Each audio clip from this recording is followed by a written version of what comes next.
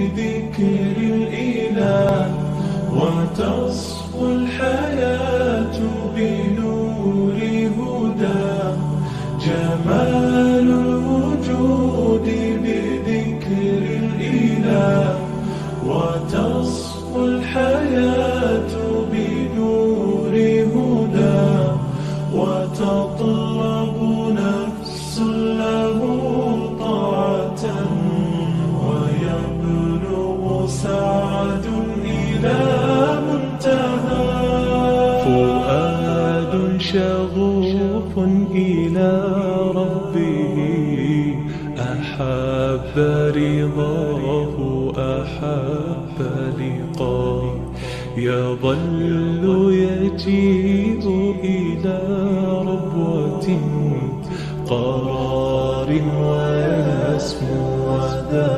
مرتغى فلا لهو يثنيه عن سيره ولا جمع مال تغى الشهوى إذا ما ينادي. عزیزان گرانقدر، ما در یکی از ولسوالی های ولایت لوگر به نام محمد آقا چی قرار داریم. بسیار زیاد مسائل خشکسالی ایجاد است، مشکلات مردم به نهایت زیاد است. ما آمدیم یک سروی کردیم، دیجا سروی کردیم، خانه ها بیار دیدیم مردم بها با شمیدنی بسیار زیاد ضرورت دارند. قسمی که شما در تصویر دیدین جای ها که هست اونا هم خشک شدن، بمبه هایی که به اندازه 20 متر 30 متر زده شدن که دی نمایندهشان مصوبت کردیم همش خشک شدن.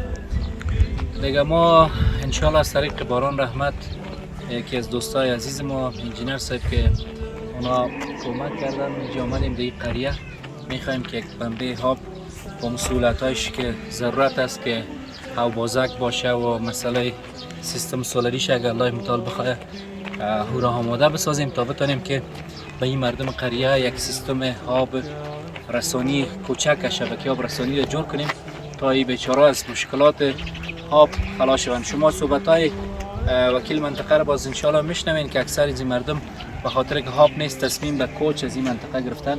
یعنی جا در تصویر ببینید همه چیز خشک است و مشکلات این جایی که آب میامد اینجا همش خشک شده، چاها خشک است. دیگه دوستان عزیز شما ما رو تنها نمونین، شما کمک کنین تا ما بتانیم کارهای بنیادی کنیم. ما امروز آمدیم سروی میکنیم، همین جای میبینیم که بخیر رضای الله باشه چای همین پیدا میکشیم به خاطر که در این قسمت های ولایت ها که هستن مردم به نهایت ضرورت دارند، دسترسی بسیار کم است، امکانات کم است. ما میخوایم که از اینا رسیدگی کنیم. هوا بسیار زیاد گرم است. دیگه توکل به الله ببینیم که چی کار کرده میتونیم ان شاء الله.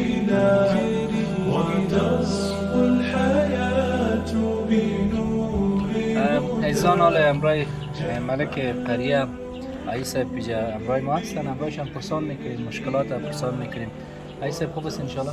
جاتتون درست. میشه که بگوین خود معرفی کنین مربوط کدام قریه میشه؟ برادر محترم، ما خودیم از ولایت لوگر ولسوالی محمد آقا قریه سفیسنگ اوزی سفیسنگ قریه ما به نام قریه نوبود یاد میشه که تقریبا 80-85 فامیل ما زندگی میکنیم.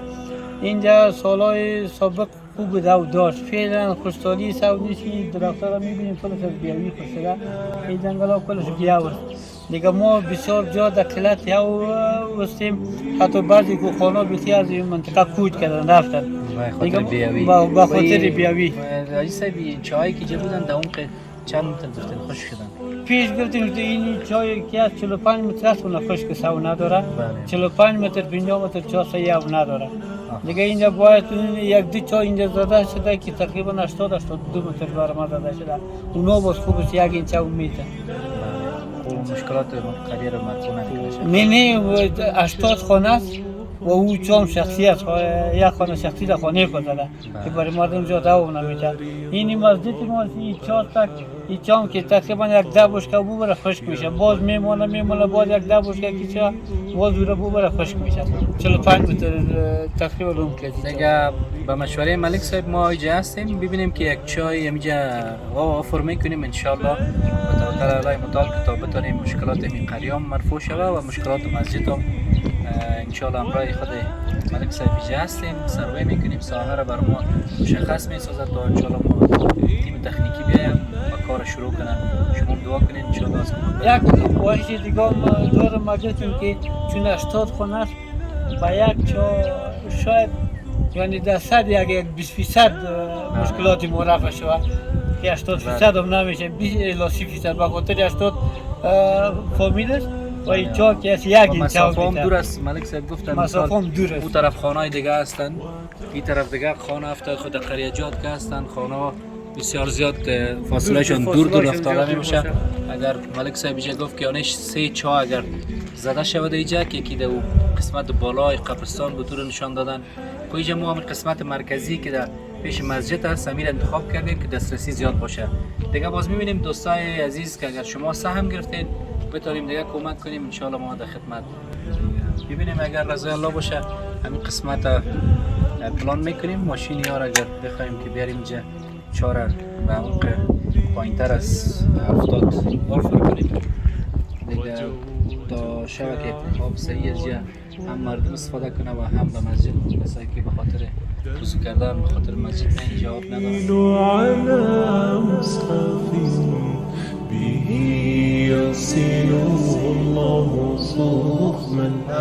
نور محمد ولد یاجی گل محمد از ولایت لوگر ولسوالی محمد آقا قریه نوآباد سپهسنگ. اینجا ما یک چا زدیم میره تا 40-45 متر است زیاد وقت هم که داله خشک میشه و اینجا بسیار مردم از خاطر گرمی از نگرار میه. حالم تقریبا 80 خانه در زیر پایین در 4 دوبر است. آب ما زیاد نیست کم است تا 80-85 خانه هستیم.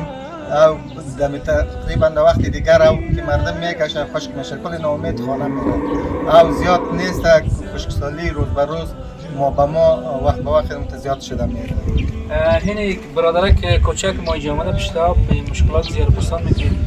آقا جان تو از کجا پشت آب میایی اینجا؟ از دو جمعه یک 20 دقیقه منظور میکنم که دیگه نمیاد او مامیت دیگه خشک میشه باید یک چند دقیقه میشه باید یک خشک او.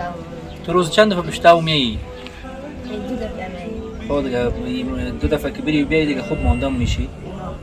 یعنی مشکلات او بسیار زیاد است در منطقه‌تان. خب انشالله ما کوشش میکنیم که به کمک دوستای یک چا بزنیم تا مشکلات شما حل شود. جمال الوجود بذكر الإله وتصفو الحياة بنور هدى. جمال الوجود بذكر الإله وتصفو الحياة بنور هدى وتطلب نفس له طاعة ويبلغ. دوستان عزیز انشالله که قرارداد راسته میکنیم همراه یکی از برادرایی که ماشین برمه‌ای دارن دولت بسته کردن قرارداد هستیم و توکل به الله شما دعا کنیم خداوند لطف کنه یک نتیجه خوب بده سعی کنید فلکارم إلى ربوة قرار ويسمو وذا مرتضى فلا لهو يثنيه عن سيره ولا جمع